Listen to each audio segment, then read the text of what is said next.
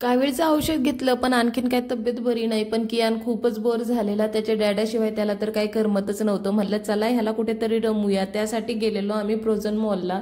ताईला थोडीफार शॉपिंग करायची होती, त्यासाठी आम्ही मॉलमध्ये गेलेलो.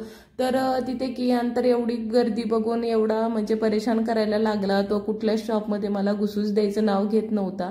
झुडिओमध्ये जाऊन म्हणलं चला बघूयात काय काय नवीन आलेलं आहे. कारण बऱ्याच दिवसानंतर, आता 6 ते 7 महिन्यानंतर मी छत्रपती संभाजीनगरला आलेले होते आणि माझ्यासाठी तर म्हणजे सगळ्या गोष्टी अशा नवीन नवीन बदलल्यासारख्याच वाटत होत्या. मग किट्टूला ड्रेस घ्यायचा होता, त्यासाठी आलेलो होतो झुडिओमध्ये.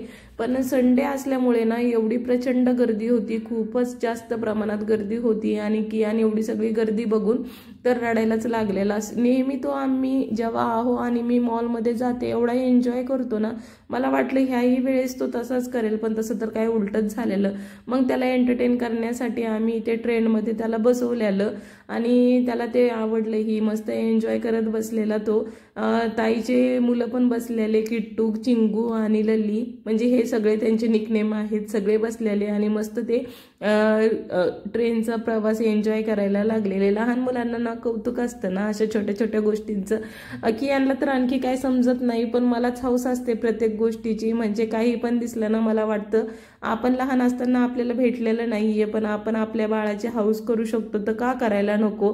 तर त्यांनी एकच राऊंड मारला आणि त्याच राऊंडचे 100 रुपये घेतलेले. म्हणजे मला माहिती नव्हतं की यांना तिकीट नव्हतं, पण मी तिघांचे पण तिकीट काढलेले आणि त्याचं तिकीट नसल्यामुळे मग लल्ली बसली त्याला घेऊन.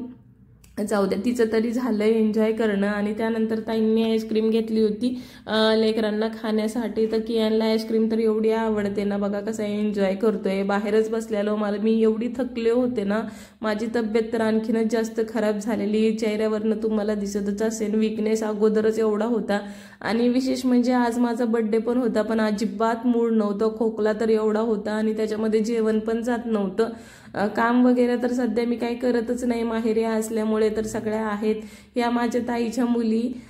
माझा बर्थडे म्हणून चला म्हणे दीपा आंटीला काहीतरी सरप्राईज देऊ, आणि त्या चपात्या करायला लागलेल्या. बिट्टूला स्वयंपाक येत नाही, पण ती ट्राय करत होती. आणि श्रुती ही चपात्या शेकत होती. असं ह्या दोघींचं सुरू होतं. बिट्टू ज्यावेळेस माझ्याकडे गोव्याला आली होती ना, अगोदर मी गोव्याला राहत होते, तर त्यावेळेस तिने एकदा माझ्याकडे चपाती ट्राय केलेली आणि त्याच्यानंतर आत्ता. आणि स्वीटूने एवढी सुंदर रांगोळी काढलेली ना, तिला मी असंच चिडवत होते की स्वीटू हॅपी बर्थडे टाक, माझा बर्थडे आहे तर माझ्यासाठी रांगोळी काढते असं टाक म्हणून. पण शहाणीने काही टाकलीच नाही. तुलसी विवाह टाकला तिने, छान अशी रांगोळी काढलेली होती. बर्थडे करण्याच्या अजिबात मूड नव्हतं, एवढी तब्येत खराब झालेली होती. माझ्याकडनं बसल्या पण जात नव्हतं, खोकला कंटिन्यू होता. तर ताईंना त्यांना डेकोरेशन वगैरे काहीच करू दिलं नाही. मी म्हणलं ऑप्शन करा, कारण मला बसल्याच जात नव्हतं, डोळ्यातनं पण सारखं पाणी येत होतं. आणि मग मम्मीने त्यांनी ऑप्शन केलं, मला बोलताही येत नव्हतं, एवढा खोकला होता. मग कियानला घेतलं आणि सगळ्यांनी माझं ऑप्शन वगैरे करून घेतलं आणि केक कट करून घेतला. रेडी पण झाले नाही मी, जशा अवतारामध्ये होते, कपडे वगैरे काही चेंज केले नाही, तसंच बसले आणि सेलिब्रेशन